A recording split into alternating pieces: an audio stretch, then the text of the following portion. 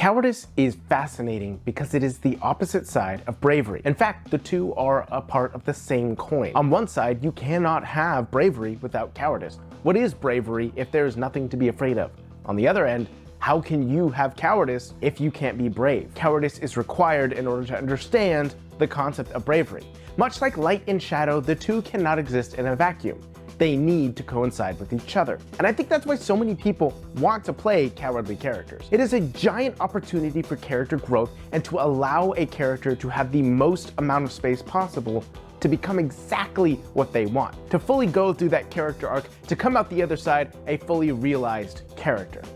But it's difficult, especially in team-based games such as Dungeons & Dragons, Pathfinder, or, your preferred TTRPG. The point is, trying to play a cowardly character in those games can be difficult because most tabletop games are designed around every single person at the table interacting in the encounter, whether it be a combat encounter, a social encounter, or what have you. You have to have everybody interacting and assisting with each other. That's how the game is designed, and so if one person is not on board, it can seriously hamper the rest of the party and generally just make an unfun game. Imagine if you were going into a giant boss fight, ready to fight, and your character ended up dying because one of the other characters ran away. In fact, there is a very well-known sequence of this happening in Critical Role. Now, spoilers for Critical Role Campaign 2, if you care about that or have not seen it, click away, I'll put a timestamp right there.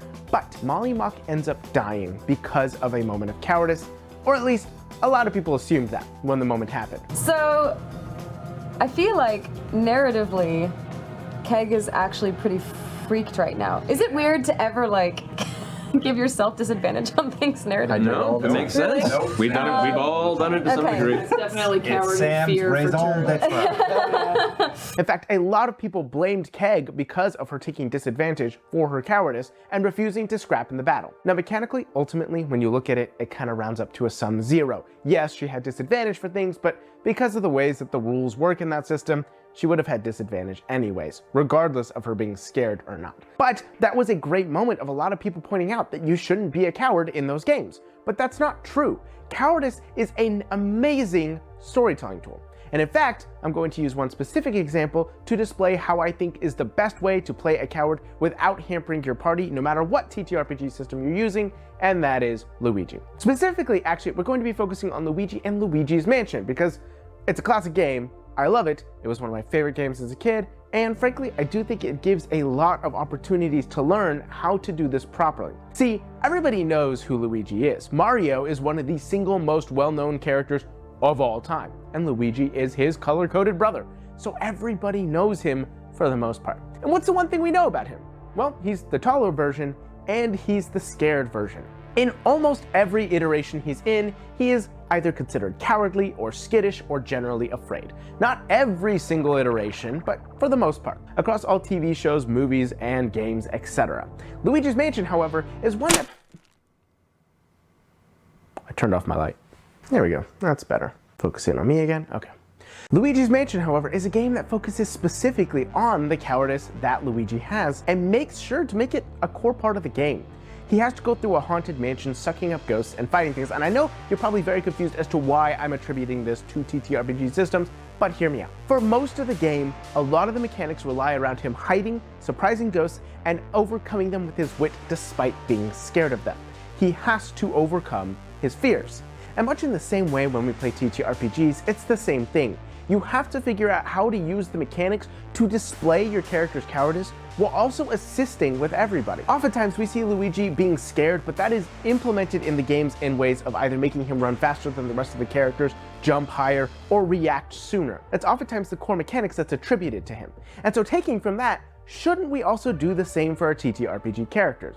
If you're playing in D&D, taking the alert feat is oftentimes seen as a very shrewd thing to do. You're always alert, you're always aware, you're always ready for the next thing to happen. But if you're looking at it from the point of view of somebody who's just scared, I mean, honestly, I think that works out pretty well. Having somebody who's constantly alert because they're terrified is a strength. Yes, they're cowardly, that's true, but at the same time, they're always on the lookout for danger. And I think that that is really important. You could do the same thing in Pathfinder with taking any of the reactions that allow you to move when something happens or defend yourself. Taking the cowardice portion and making it work with the actual mechanics, I think is super crucial in making sure that this character is not dead weight, but most of the time, the dead weight comes in the roleplay, and that's where things get a little bit difficult. Now, why do I say that things get difficult when you get into the roleplay? Well, a lot of the times when we're wanting to play a scared character, we don't want to go into danger. And this leads to two things happening. One, you slow down the game. You're constantly trying to avoid danger. You don't want to take damage, so you're always looking for traps, trying to avoid things, not wanting to go into combat, delaying combat because you got to come up with the perfect plan so nobody gets hurt. And yeah, that is ultimately going to end up slowing everything down. Or two, even worse, you just run into danger, get everybody into a huge situation, and run away, leaving them to clean up your mess. Now, this isn't necessarily a bad thing. If you've actually attributed this to the rest of your party and discussed it out of game, this can be something very fun. This allows you to introduce higher stakes mechanics. Yeah, we're gonna get into a big battle, but guys, I think my character very may well run away. And I'm gonna roll for it and we'll find out, but you guys may have to fight this without me while I get out of there. Now that is interesting because it adds a more fun flavor mechanic, and it really depends on what your party wants. If your party is really into character-driven stories, I think this is fantastic, so long as your character chooses to learn your lesson. The main thing you have to keep in mind is that when you are afraid of things in game, it makes sense, it's realistic. Truly, it is.